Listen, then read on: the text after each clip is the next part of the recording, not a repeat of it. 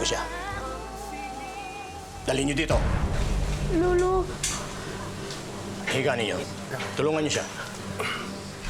Yan, sakalin ninyo. Yan ang paraan para lumabas ang masamang espiritu sa kanyang katawan.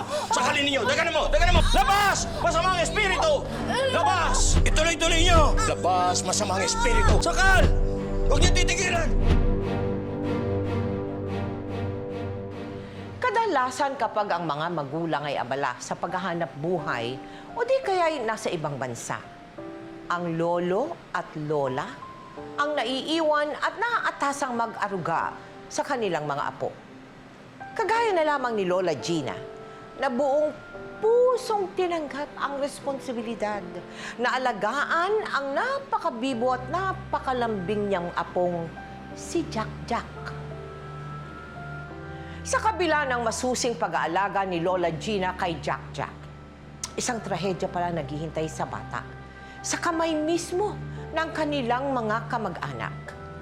Alamin ang buong kaganapan sa totoong kwento dito sa episode na pinamagatang Ang Batang Binihag ng Kulto.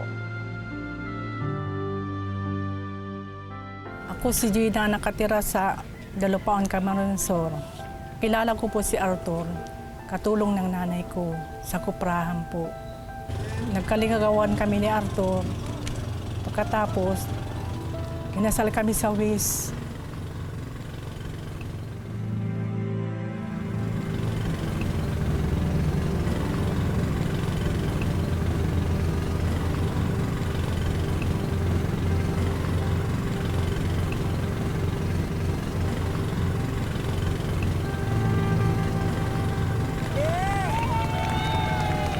Mabuhay ang bagong kasal! Mabuhay! Congratulations, Maring Gina. Mabuti ka pa. Meron ka ng pangalawang langit. Samantalang ako, panay ang pa-beauty ko. Eto nga. Huwag kang mag-alala, Neneng. Dako, makakakuha ka rin ng para sa'yo. Alam mo, mula nung mabalo ako at nakakita ko si Gina, talagang tinamaan ako. Kaya nga hanggang sa napilitan na akong mamasukan sa kuprahan niya. Para lagi ko lang nakikita. Ikaw talaga, kumambola ka, sobra. Pero totoo, Maring Neneng, napakaswerte ko. Isipin mo, sa edad kong to, may nakita pa akong makakasama sa buhay. Mas maswerte ako. Dahil kasi bukod sa mabait, napaka-maunawain pa. Siya na nga nagsabi na yung mga anak ko sa una dito na tumira sa kanya. Ay, oo nga pala. Nasaan na yung mga anak mo? Dahan, madulas. Ali kayo at pakikilala ko kayo sa kumari ko. Oh. Ay, pagkaganda-ganda Ay, naman oo pala. naman. Ito si Arlene. Tapos, ito na, anak. Ito naman si Reynald. Oh, mga anak sila ni Arthur. Eh, ngayon mga anak ko na rin. Oo nga. Teka muna, nasa na ba si Mark? Walang iya ka talaga, babae ka! Mas walang iya ka!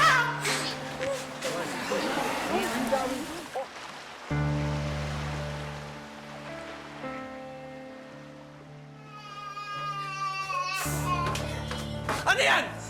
Nagmamalaki ka ba? Ano ba pinagbabalaki ko sa'yo? Di ba kahit kailan wala naman ako may pagbabalaki sa'yo? Siguro may pupuntahan ka talaga lalaki, no? Grabe talaga yung mga pagdududa mo, Mark! Ang laman ng utak mo, iba! Iba ka! Sandali lang. Uy, hindi ba kayo nahihiya sa mga tao sa labas? Oh, ayun yung dalawang anak niyo. Ano ba naman kayo? Ina yung anak mo eh! Ayoko na, Nay! Gusto ko na makipag-iwalay! Ayoko na! Ako pa talaga ngayon! Eh, ikaw daw gustong iwan kami! Dahil pumunta ka na Singapore! Siguro totoo yung chismis! May lalaki ka talaga doon! Mark, wala akong ginagawang masama doon, Mark! Trabaho sa Jaco doon! Eh, bakit hanggang ngayon? Ayaw mo mapakasalan! Anong dahilan mo? Ko naman, Mark, ilang beses ko masasabihin sa'yo na makikita nga sa papeles ko! Di ba? Na bawal nga sa club na pinagtatrabahuan ko! Nagdududa ka pa ba? Eh, dalawa na yung anak mo, oh! Di ba? Dalawa na! Kaya nga ako mag-a-abroad dahil sa kanila. Dahil kung pagkukopra mo lang, hindi tayo mabubuhay. Di ba, Mark, kinausap kita? Sabi ko sa'yo, kausapin mo si nanay. Sabi ko, Nay! Yung pagbentahan ng lupa, ipanegosyo natin sa Hindi nga pwede! Hindi nga pwede yung gusto mo! Mukha ka talagang pera! Puro pera lumalabas sa bibig mo! Mukha na akong pera! Mukha na akong pera! Tama lang pala na talagang hindi kita pinakasalan noon! Kasi wala mangyayari sa buhay ko sa'yo! Ano? Mark! Ano sabi mo? Mark! Tama na! Tama na! Kala mo kung ano pinagmamalaki mo, ha? Daisy,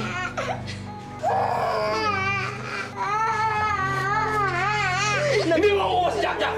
Kung gusto mo umalis, umalis ka! Hindi!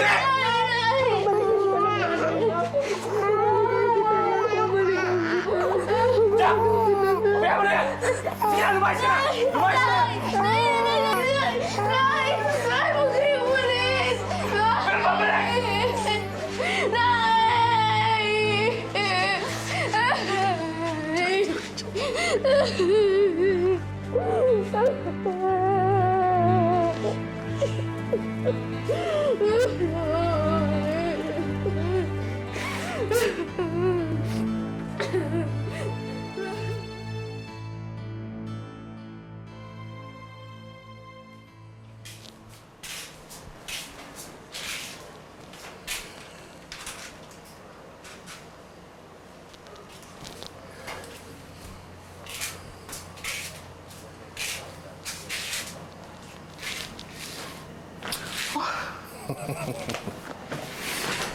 Si Jack Jack, pinatulog ko na sa taas. Okay, unang gabi ng kasal natin eh. Mukhang hindi ka masaya. masaya ako. Isa ito sa pinakamasayang araw ng buhay ko. Kaya lang, nag-aalala lang ako kay Mark eh. Biro mo, yung araw ng kasal natin, yun din yung araw na naghiwalay sila ni Daisy.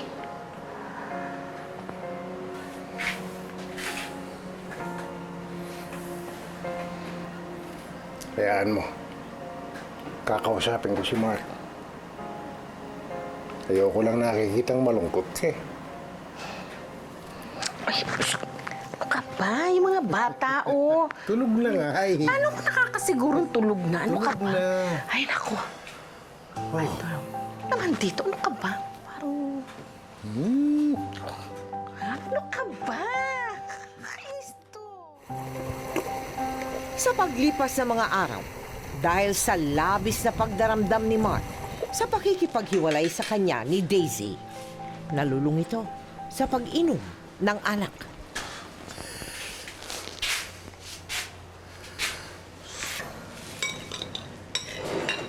Mark, hindi ba mas masarap uminom kung may kausap ka?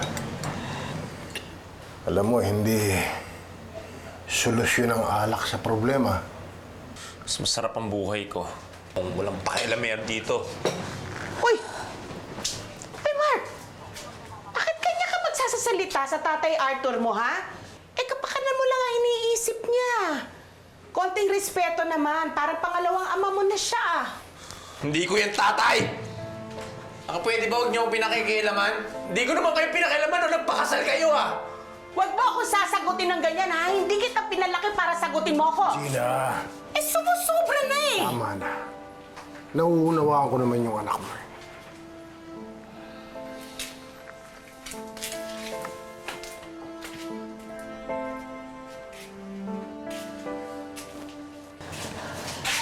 Oh, anak. Bakit ganyan, ha? Na hindi mo ginalaw ang pagkain mo. Ha? Bakit ayaw mo ba yung ulam? Gusto mo ba lutuan kita ng ibang ulam? Ilalamig po ako. Anong nilalamig? Eh, hindi... Hala, eh bakit? Abay, napakainit mo, mataas ang lagnat mo. Mark, ipes na inom mo yun dyan, tinan mo yung anak mo, oh, linalagnat. Arthur, manong kunin mo na yung bangka doon sa daungan. Ang taas ng lagnat, dali na natin doon sa doktor. Tsaka muna ha, kukuha ako ng gamit mo, ha? Ay, naku. Ko, wala ka talagang silbi.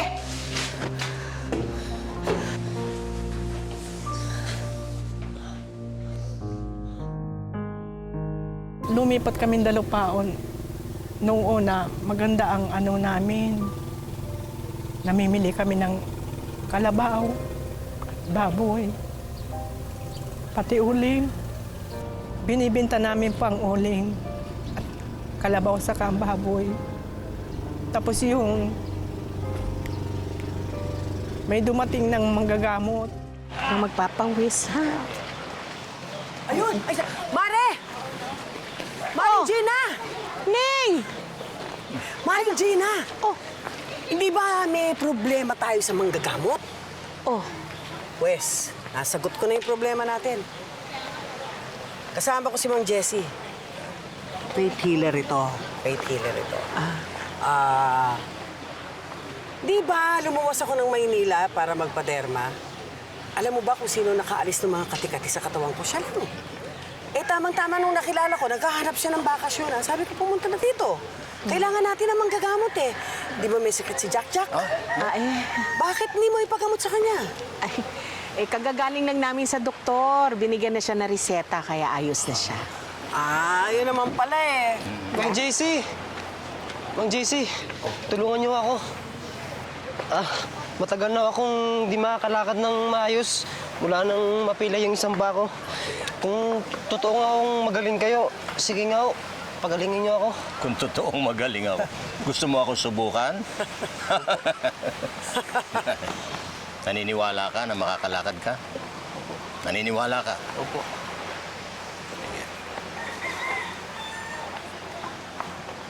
Naniniwala ka? Makakalakad ka?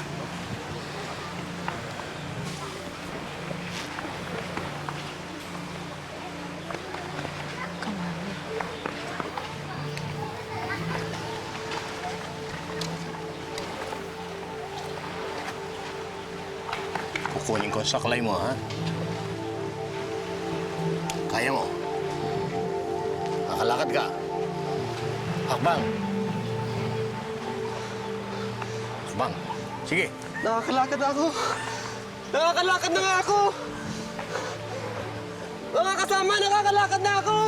Salamat ng JC! Salamat ho! Wala nga naman. Tumayo ka. Mga kapitbahay, may manggagamot na tayo! May manggagamot na tayo! Salamat! Si Mang Jessie. Magandang araw po sa inyo. Magandang araw.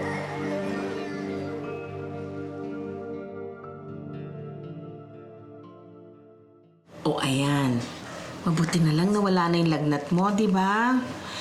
Sabi ng doktor, hindi ka daw nagkakakain, kaya ayan, humihina ang katawan, madaling kapitan ng virus. Apo, alam kong dinamdam mo ng maigi ang nangyari sa mga magulang mo. Huwag ka magtatanim ng sama ng loob sa nanay tatay mo, ha? Kasi paglaki mo, maiintindihan mo kung anong nangyari. Kaya mo lang ngayon, ha? Kahit anong iniisip mo, kahit anong nararamdaman mo, sasabihin mo sa akin, ha? Tandaan mo, lagi tayong magkakampi. Nandito lang ako, ha? Mahal na mahal ka ni Lola. Mahal din po kita, Lola. Gusto ko.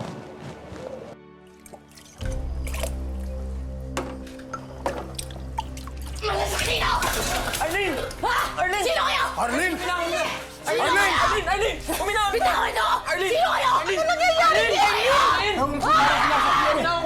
May kilala ka ba albularyo nito? Si Neneng na pinakilala sa akin. Ano kanya, pero hindi ako naniniwala siya. Sino kayo? Sino kayo? Sino kayo? Arlene! Bitawan niyo ako! Bitawan niyo ako! Darlene! Darlene! Darlene! Bitawan niyo ako! Darlene! Darlene! Sino kayo? Pamilya mo kami! Darlene! Arlene. Darlene! Sino kayo? Darlene! Bitawan niyo ako! Arlene! Bitawan niyo ako! Bitawan niyo ako! Darlene! Bitawan niyo ako! Darlene!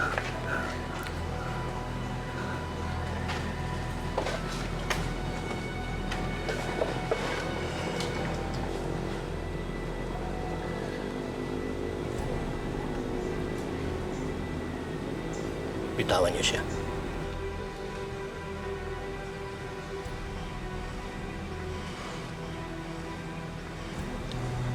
hindi siya sinasapian ng masamang espiritu katulad ng pinaniniwalaan ninyo.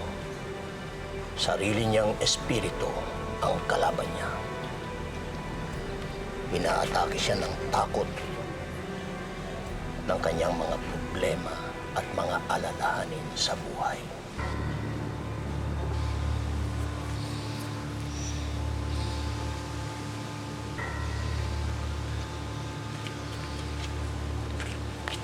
Anong gagawin niyo sa anak ko?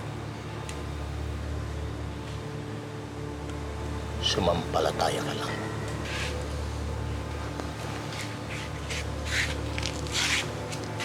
Arlene, titigan mo ang kwintas na ito. Wala kang maririnig na ibang tunog o boses sa paligid kung hindi ang boses ko. Yan. Makinig ka sa sasabihin ko. Unti-unting bumibigat ang talukap ng iyong mga mata. Aantukin ka. Matutulog ka, Arlene. Matutulog ka ng mahimbing. Mahimbing na mahimbing.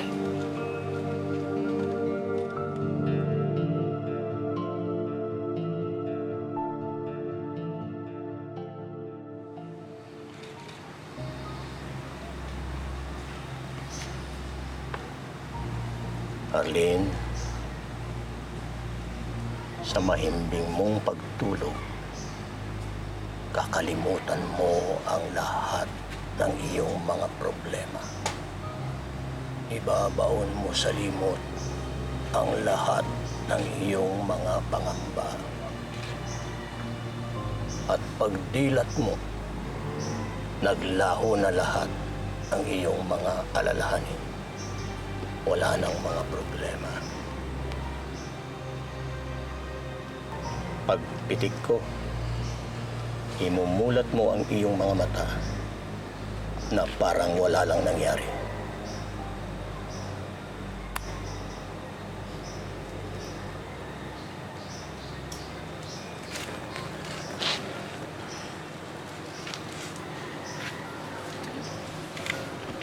Ano nangyayari? Bakit ako nandito? Salamat, anak. Maayos ka na. Salamat. Pinagaling niyo ang anak ko. Gumaling ang iyong anak dahil naniwala siya sa Espiritu Santo. Naniwala siya sa akin. Ang lahat ng mga binabagabag na mga problema at natatakot sa kawalang pag-asa dahil sa mga alalahanin sa buhay, ang kailangan lamang nila ay pagtitiwala, paniniwala sa Espiritu Santo, pananampalataya. Kagaya mo, maniwala ka lang. Marami kang magagawa para sa mga kapitbahay mo. Sumampalataya ka.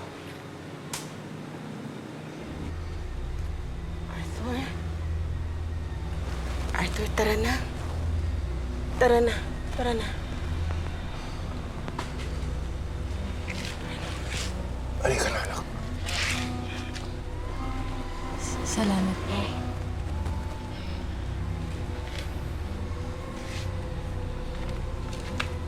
Apo Jesse.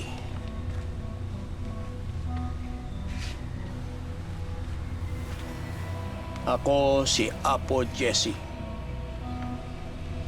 Ako ang isinugo ng Espiritu Santo para sa inyo. Lahat ng susunod at sasampalataya sa akin ay pagpapalain. Apo Jesse.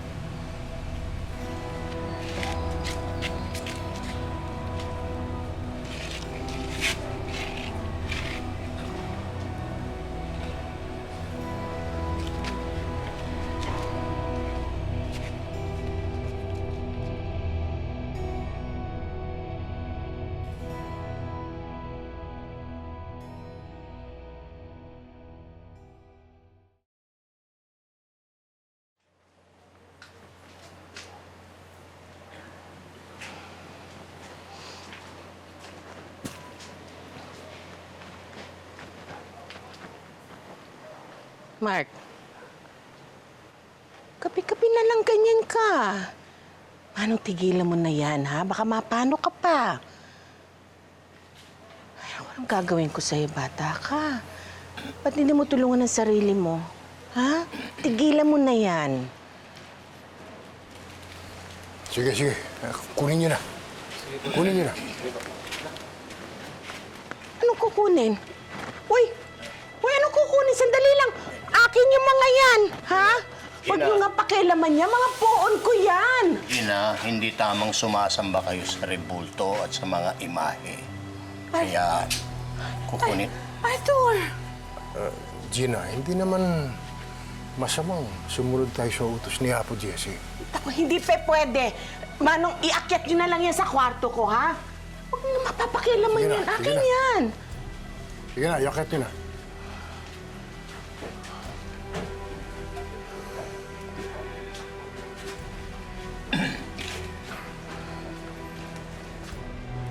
Mark,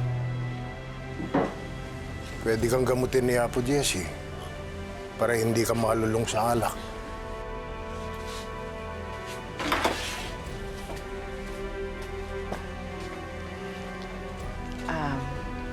Apo Jessie, pasensya na po kayo sa anak ko. Ay, siya nga pala. Ito pala yung bayad namin sa pagpapagaling mo kay Arlene. Ay, hindi na. Itabi mo na yan. Ang tao hindi nabubuhay sa pera o material na bagay lamang, kundi sa pagmamahal ng espiritu. Oh, sige, sige. Maiwan ko na kayo. Arthur.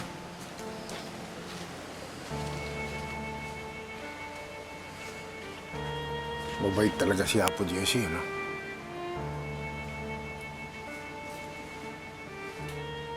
Hindi lamang si Mang Arthur ang sumailalim sa hipnotismo na ngayoy kung tawagin na nila'y si Apo Jesse, kundi pati na rin ang anak nitong si Reynold.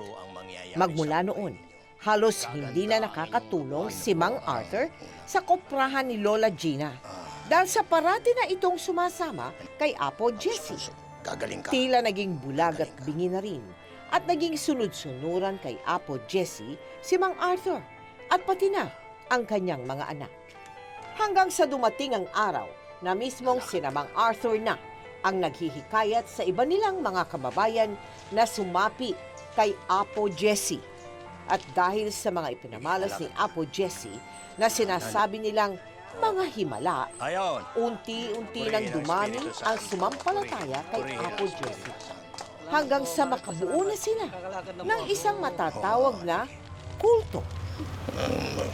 Kailangan ang mga buon at mga mahin ay dapat sa mga buhay ay simbolo ng... Sa unang gabi ng kanilang pagtitipon, ipinagbili ni Apo Jesse na dalhin ng mga ito ang kani-kanilang mga santo at puon. At sa isa nilang ritual, bigla silang inutusan na sunugin at basagin ang mga dala nilang santo at puon. Ngayon, itapon ninyo sa apoy ang maahawak ninyong imahen at puon.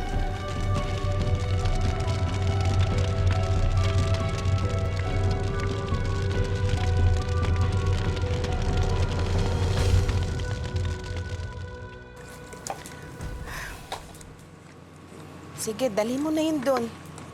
Sige na.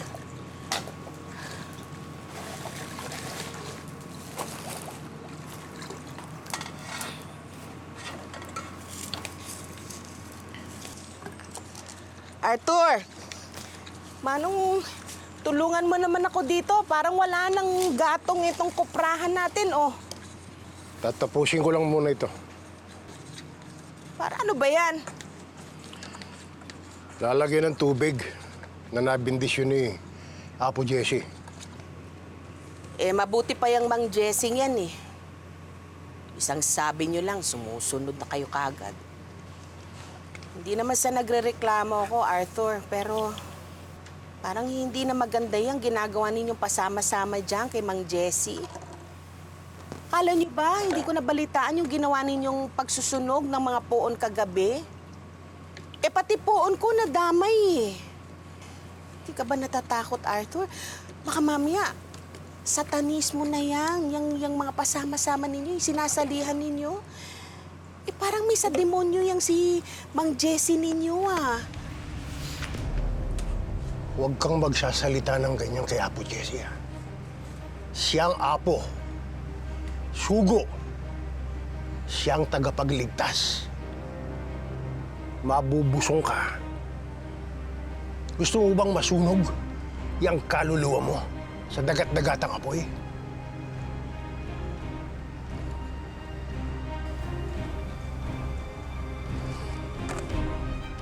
Po ng ugali niya. Dahil po doon sa mga gamot nga, nag-ibang isip. Sabi sa akin, sumama ka na. Eh ko ayaw ko. Tapos silang mag-aama, pumupunta doon. Tuwing umaga, pumupunta doon. Hindi pa nga nakakakape, punta naman doon. Neng! Uy! Mabuti naman at nagkita tayo. Naman, sana nagpapapasyal ka naman sa bahay. Wala naman akong kausap dun eh. Kasi lahat ng mga kasama ko doon parang may sarili ng mundo. Ito si Mike, walang ginawa kundi uminom. Pagkatapos ito naman sina Arlene tsaka sina Reynold eh. Ewan ko ba? Tumigil ng pag-aaral at nagsasasama dyan doon kay Mang Jessie. Lalong-lalo na yan si Arthur.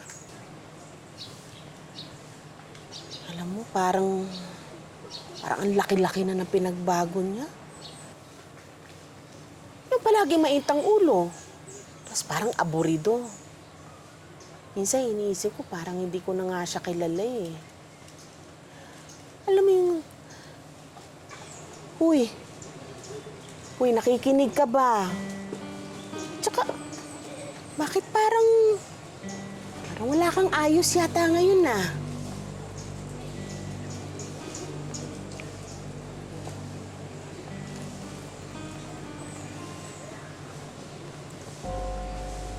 Utos ni Apo Jessie.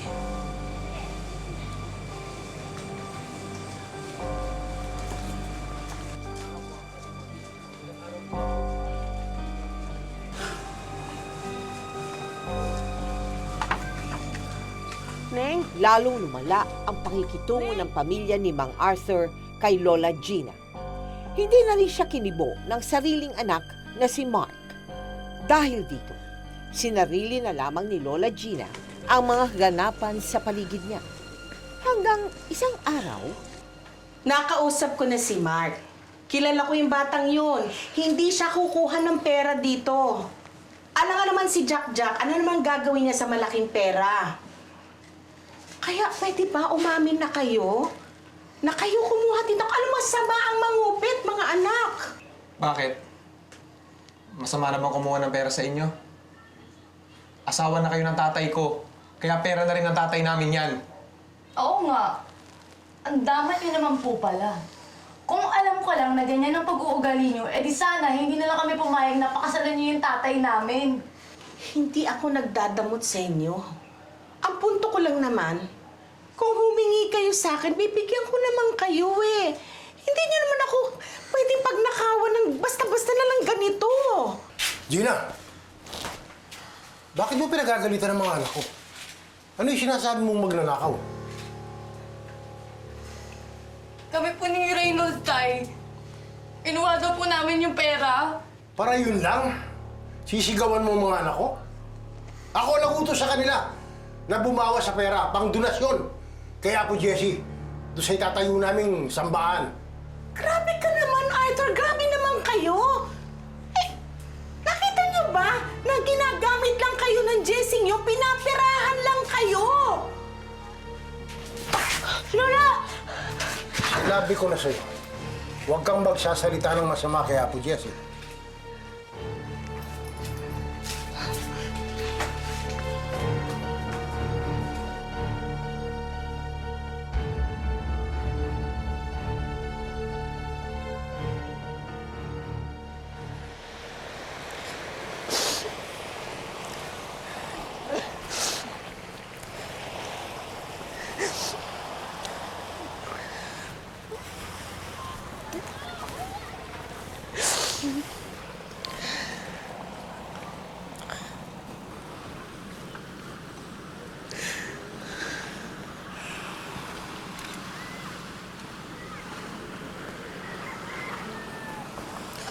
Lola, huwag na po kayo umiyak.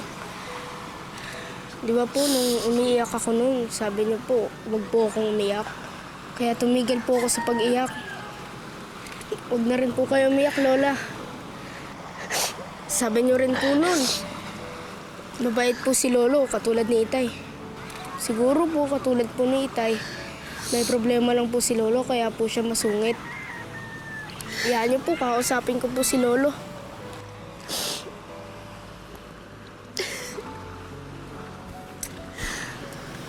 Ako, Apo, lumalaki ka na nga. Bata ka pa lang, parang matanda ka na kung magsalita. Ka nga, payakap nga. Ikaw lang nagtatanggal ng lungkot ko eh.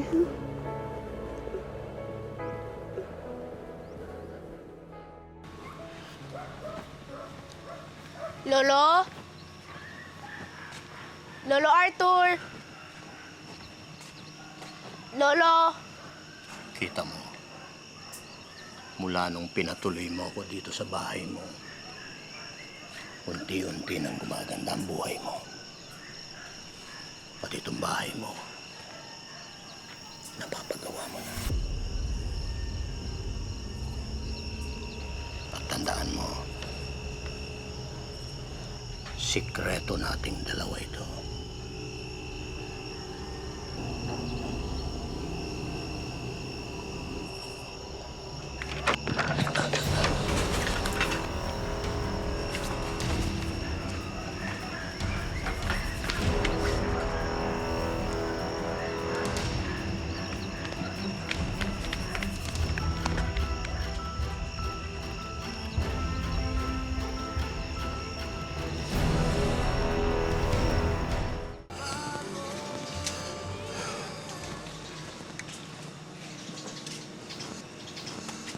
Arthur.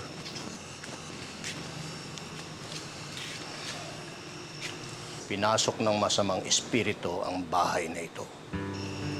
Si Jack. Kailangan siyang disiplinahin. Mayroon siyang pinakialaman dito. Ganun ho ba?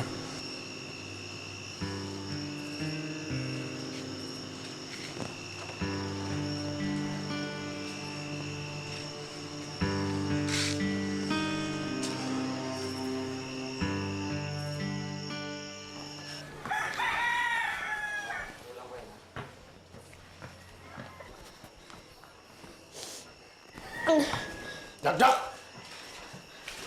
Dika! Lolo! Anong ginawa mo kina Apo Jessie? Meron ka raw pinakialaman dun eh. Tatamaan ka sa akin. Wala po! Halika, kina Apo Jessie. Ayoko po! Ayoko po! Ayaw mo, ha? Ayaw mo sumama? Lola! Lola! Uy! Arthur! Arthur, wag! Ano ba? Lola! Pwede ba? Ako! Pwede mo ako pagbuhatan ng kamay? Wag ang apo ko! Eh, meron daw ginawang masama kina Apo Jessie yan eh. Dapat yan madisiplina para matuto. Sinasabi ng lola mo. Sumilip lang naman po ako sa ano niya. O, nakita mo na. Hindi may ginawa nga masama. Ang lagay ba eh, yung mga anak ko na lang ang pagagalitan mo. Paano yan? Hindi mo pagsasabihan man lang? Tama ang lolo mo. Hindi maganda yung nangingialam ka sa bahay na may bahay. Sorry ka sa lolo mo, pati na doon kay Mang Jessie. Ayoko po! Ayoko po bumalik doon! Jack, masama ang sumasagot sa matanda. Baka gusto mo akong pumalo sa'yo. Eh, bakit niyo po ba ako pinipilit? Ayoko po bumalik doon eh! Ano ko po makakampi ko kayo? Jack! Hayaan mo na. Hayaan mo na yung bata. Totoo naman eh. Ayoko siya saktan talaga eh. Kagaya ng... Gina, alam kong masama loob mo sa akin. Dahil nasaktan kita. Naalaman nga ni Apo Jessie, pinagalitan ako. Sabi nga ni Apo Jessie, mali yung ginawa ko. At yung away daw ng mag-asawa, hindi dapat tumatagal. Kaya patawarin mo na sana ako. Ang hiling ko lang naman sa'yo bilang asawa mo eh. Samahan mo ako kay Apo Jessie. gusto kong marinig mo yung mga aral at turo niya. Dahil na rin sa pagmamahal at sa kagustuhan ni Lola Gina na maayos ang pagsasama nila ni Mang Arthur, pumayag na rin siyang dumalo sa mga pagtitipon ng malakultong grupo ni Apo Jesse. O nak, ubusin mo yan ha. Alis na si tatay. Tay, baka po pag-uwi niyo, susuka na naman kayo. Huwag na po kayo maglasing, Tay.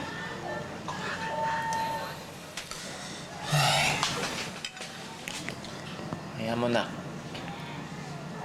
Hindi nainom si tatay. Mamaya, pagbalik ko, laro tayo. Gusto mo ba yan? Alis na. Ubusin mo yan, ha? Apo. Alis na ako, ha? Ubusin mo yan. Tingnan mo, talo. Napadaan kayo, Apo Jessie.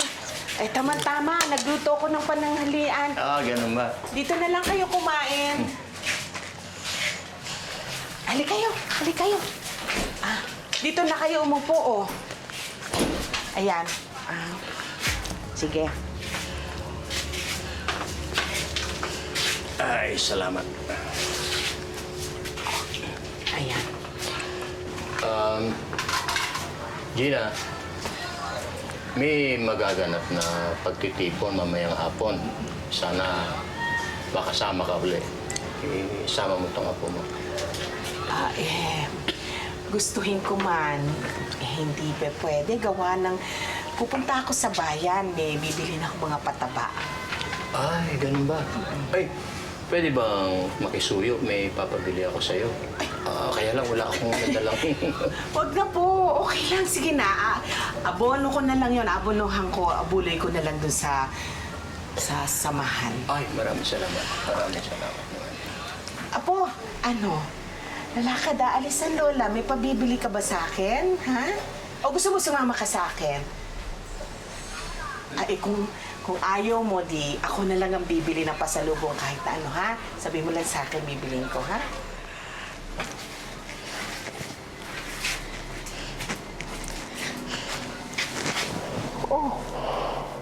Bakit? Salamat po, Lola. Basta po, uwi po kayo agad, May kukwento po sana ako sa inyo, eh. Oo, sige. Pero bago yun, kumain ka na muna. Arthur, ikaw na bahala sa bata mamaya, ha? Oo, sige. Sige lang, kain lang kayo ng kain, ha? Ayan.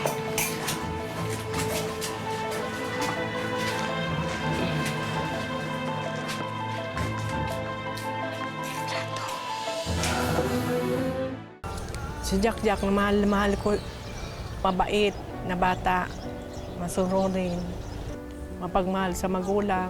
Pag dadating namin baryo, pasalubog ng pagkain. Kaunting panahon na lang, mga kapatid, ang hinihintay natin upang makamit natin ang lubos na pagpapala ng Espiritu Santo. Kaya kayo, mga kapatid... Lester, tara laro tayo. Kaya, mga kapatid... Bilis. Ipagpatuloy ninyong mamuhay ng naaayon sa kalooban ng kataas-taasang Espiritu. Huwag kayong padadala o matatakot sa masasamang hadlang sa paligid. Lalo na ang mga nagkukunwar...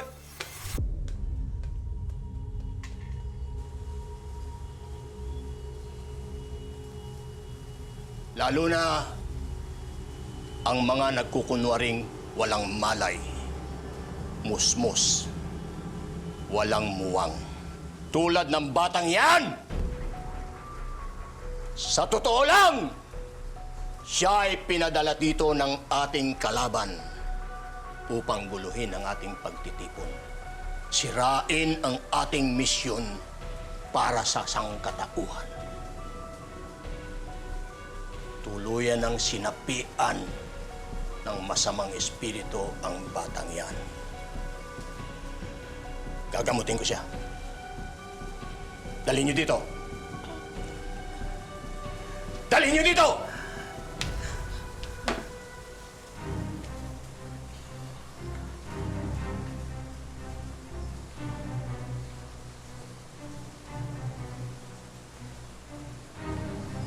Halika. Lolo,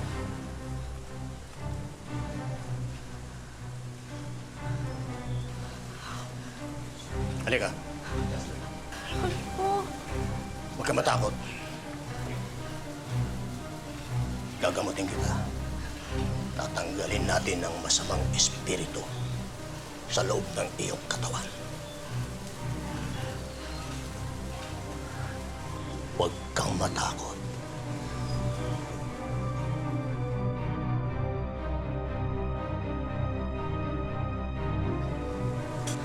Lolo. Higa ninyo. Tulungan niyo siya.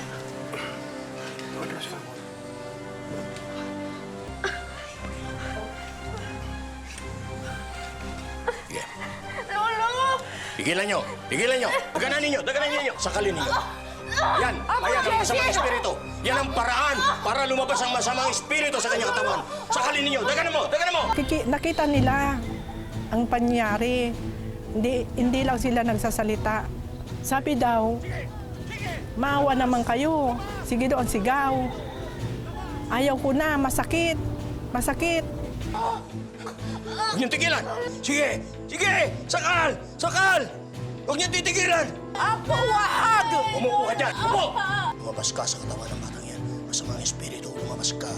Kampon ng masasamang espiritu. Lumabas ka. Lumabas ka. Lumabas. Yan.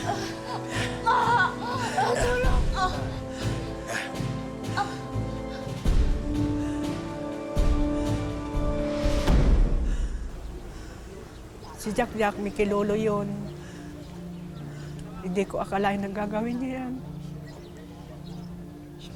Pag nanonood ng TV, karga-karga niya yan.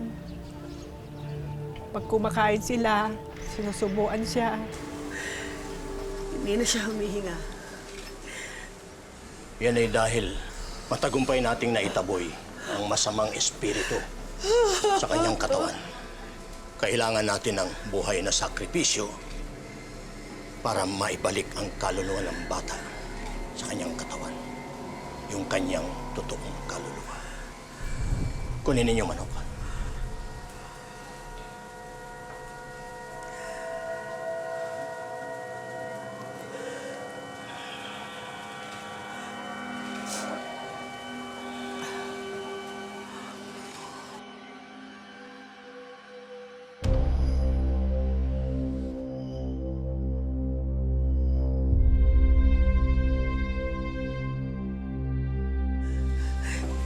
Hindi na siya humihinga.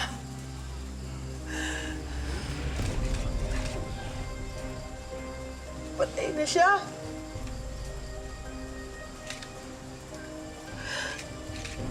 Pinatay niyo siya. Pinatay niyo siya.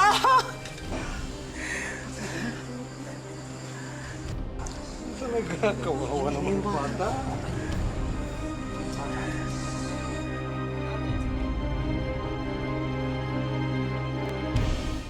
Mare! Oh, Neng! Maring Gina! Bakit? Uy, Si ano yan? Jack! O si Jack, anong nangyari kay Jack? Anong nangyari sa kamay mo? May nangyari kay Jack. Halika, sumama ka. Dali. Halika na. Saan? Nasaan ang apo ko? Mark, tagay! Ako mga brad, salamat. Nangako ko sa anak ko, di na ako inom. Mark! Oh, Sumama ka sa akin. May nangyari sa anak mong si Jack. ha? Pumunta kaming chapel.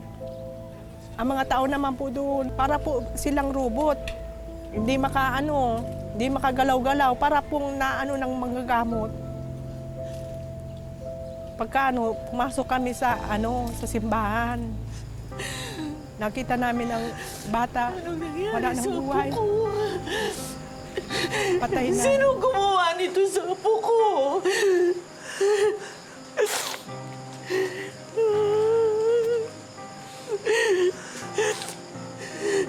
Pinatay siya ng asawa mo. At ng mga anak niya.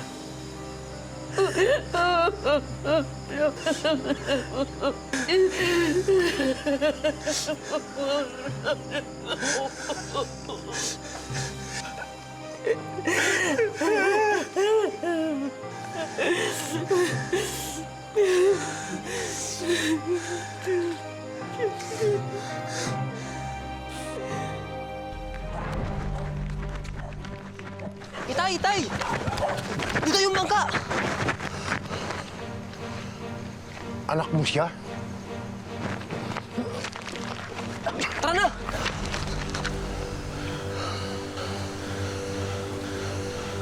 Halina kayo. Pagkalipas ng ilang araw at hanggang sa maiburol si Jack, hindi na nila muling nakita ang patuloy na nagtatagong sinamang Arthur. Hindi ko na sana iniwan yung anak ko. Kaya pala siya naglalambing sa akin kanina. Huling pagkakita lang namin pala yan.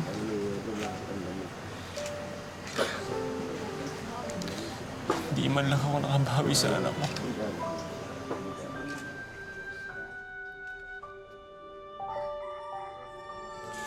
Makita ko lang talaga sila.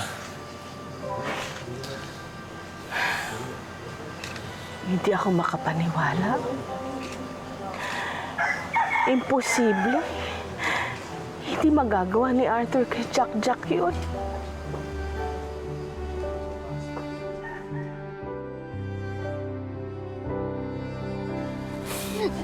Jack!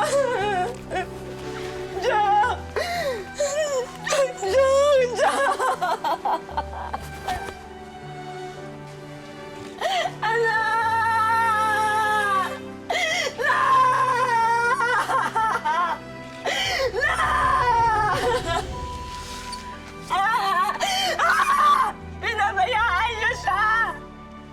Pinabayaan niyo yung anak ko kaya namatay! Daisy, patawarin mo kami. Hindi namin gusto ang nangyari. Pinagsisisihan ko yung araw na iniwan ko siya kay Arthur. Hindi naman namin alam na hahantong sa ganito. Masakit din para sa amin. Masakit ang mawalan ng apo. Ang apo dapat ang naghahatid sa lola niya sa kanyang hantungan, pero nauna pa si Jack sa akin. Dapat ako na lang ang pinatay nila. Dapat ako na lang.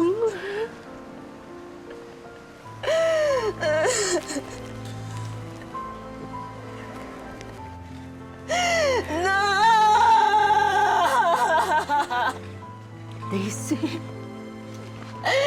Jack! Umising ka! Namamamaka ako sa'yo! Andito na yung nanay na! Nakandito na ako na! Walang awang mo na! Inahanap ko ng kapatid mo na!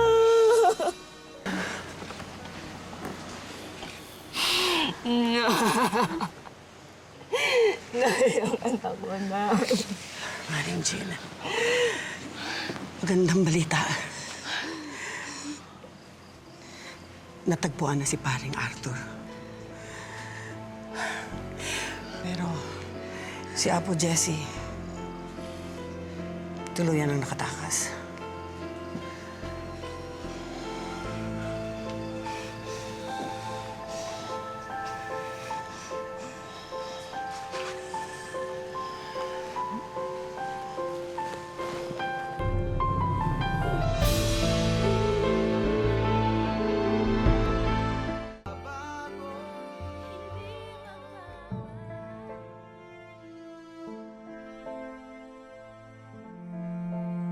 Asan na yan?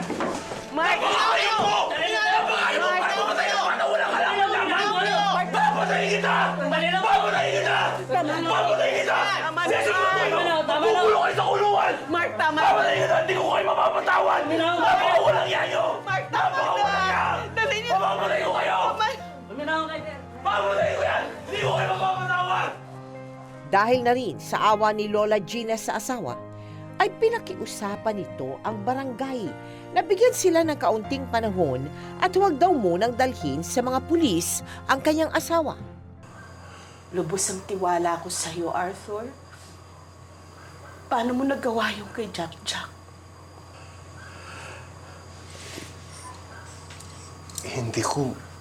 Hindi ko alam kung paano ko nagawa yun. Wala akong alam sa nangyari. Wala kang alam? Ano yun? May amnesia ka? Biglang hindi mo kilala si Jack Jack tapos pinatay mo na lang? Sino maniniwala sa'yo, Arthur? Mahirap paniwalaan. Ako man, hindi ako makapaniwala na napatay ko si Jack Jack. Pero yun ang totoo. Wala akong maalala sa mga nangyari. Ang natatandaan ko lang, nasa harapan na namin ang walang buhay na si Jack Jack. At nagsisigaw si Neneng na napatay namin siya. Para akong nagising bigla sa bangungot. Pati na ang dalawa kong anak. Siguro dahil sa hipnotismo ni Apo Jesse. Pero tama ka, Gina. Isang malaking kasinungalingan si Apo Jesse. Ang pagkakamali ko, naniwala ko sa kanya. At isinama ko pa ang dalawang anak ko sa kanya.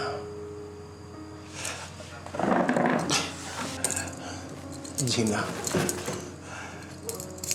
patawarin mo ako, Gina. Sana patawarin mo ako. Ayokong makulong. Lalong-lalo na yung mga anak ko. Ayoko silang makulong. Kausapin mo si Mark. Kausapin mo si Mark.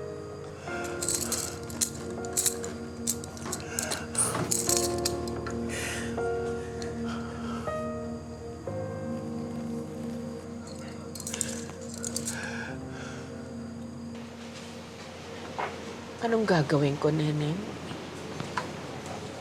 Mahal ko ang apo ko.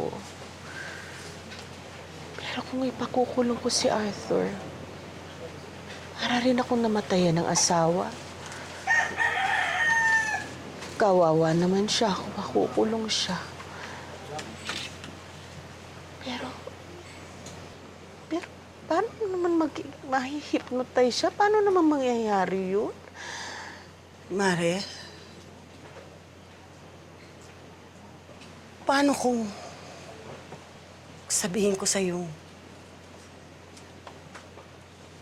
totoo ang sinasabi ni paring Arthur? Anong ibig mo sabihin? Di ba, maging ako ay naging sunod-sunuran kay Apo Jesse?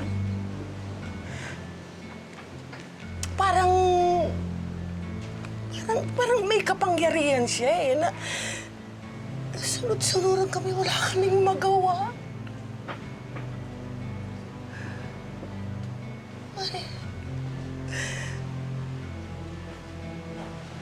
Mari, hinalay niya ako.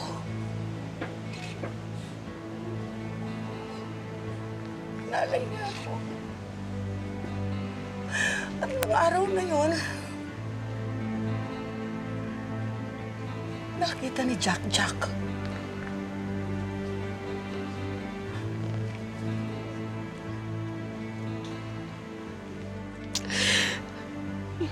Kaya sa tingin ko,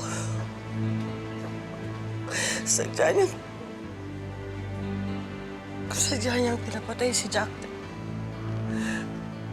para hindi makapagsalita.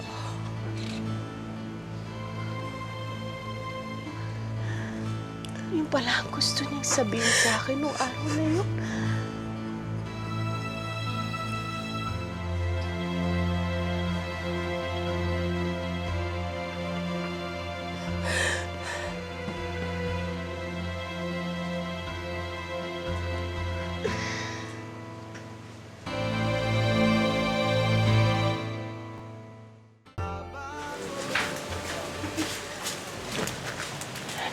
Mark? Narito yung papeles natin sa lupa at saka doon sa Newgan. Gusto mo sa'yo na yung pagbebenta nun. Sunduin mo si Daisy at yung mga anak mo. Kung gusto mo, doon ka na sa ibang bansa manirahan. Kasama mo sila. Magbagong buhay kayo.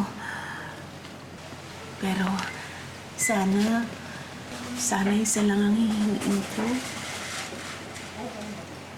Huwag na natin pakulong si Arthur. Naloloko na ba kayo, Nay? Kanya na ba kayo nababaliw dahil sa pagmamahal niyo dyan sa Arthur na yan? Anak, mahal na mahal ko kayong lahat. Nay, alam niyo ba kung bakit kahit anong pilit sa akin ni Daisy para bumukod dito? Hindi ako pumapayag. Kasi mahal na mahal ko kayo, Nay. Nangako ako sa tatay. Sabi ko kahit anong mangyari, hindi ko kayo iwan, Nay. Pero ngayon parang tinataboy niyo ako. Yung dahil kay Arthur.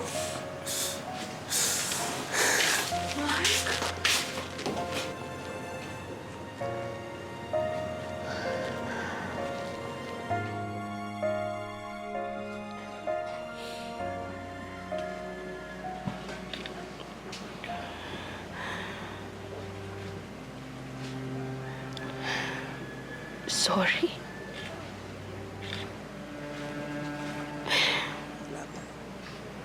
Sorry, Apo. Kaya mula ngayon, ha?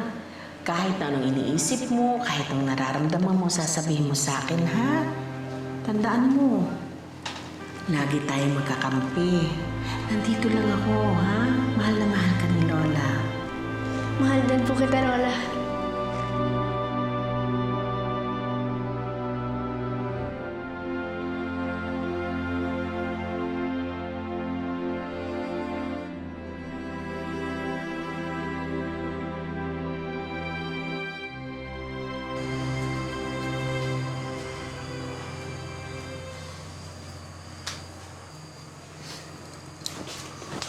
Gina, salamat at binalikan mo kami. Nakausap mo na ba si Mark? Napatawad niyo na ba ako? Nakausap ko na ang anak ko. At pinatatawad na kita. Pinatatawad kita bilang asawa ko. Pero ina din ako ng anak ko. At lola ko ng apo ko. Malaki ang kasalanan mo. Kaya kailangan mo ito pagdusahan. Ipasok niyo na sila sa presinto. Gina! Gina, ayoko makulong! Gina, ayoko makulong, Gina! Gina! Yung mga anak ko!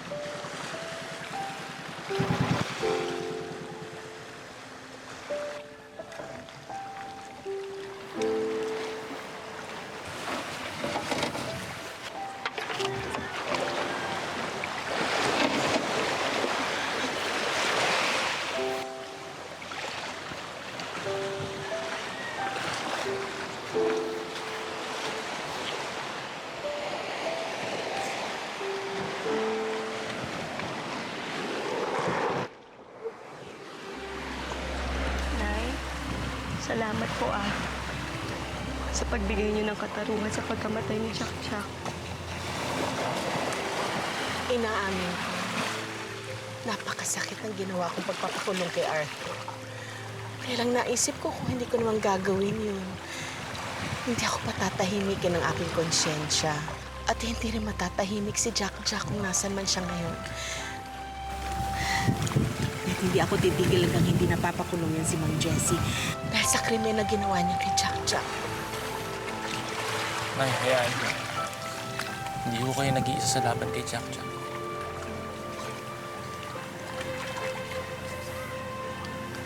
Nay, hindi na po magsisingapore uli si Daisy.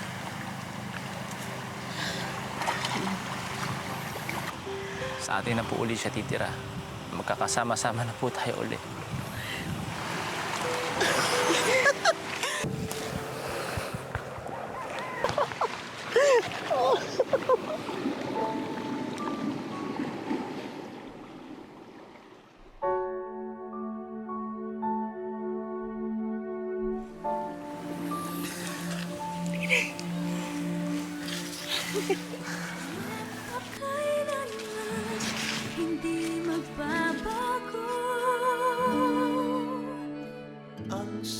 Nalaman kong na si Arthur ang nakapatay. May galit pa sa panyaring yun. Gusto ko makulong sila. Oo, mahal ko si Arthur. Pero nagkasala siya sa mata ng tao, sa mata ng Diyos. Dapat nga pagdusahan niya. Wala nang hinangad ang mga magulang ni Jack kung diyan lumaki itong malusog at mabait na bata. Pero sa kabila ng pagbabantay ng kanyang lola, siya ay binihag, sinaktan at binawian pa ng buhay. Napakasaklap ng mga pangyayari na sana'y hindi na muli pang mangyari sa iba nating mga kababayan. Naway maging leksyon at inspirasyon ang maikling buhay ni Jack upang mahigpit nating bantayan ang ating mga anak, lalo pat napakadelikado ng panahon ngayon. Turuan natin silang huwag basta-basta sumama at magtiwala sa mga tao kahit sila pa ay mga kamag-anak. Dahil baka ito pa ang maging sanhi ng isang malagim na trahedya na ating pagsisisihan. Ngayon, bukas, at magpakailanman.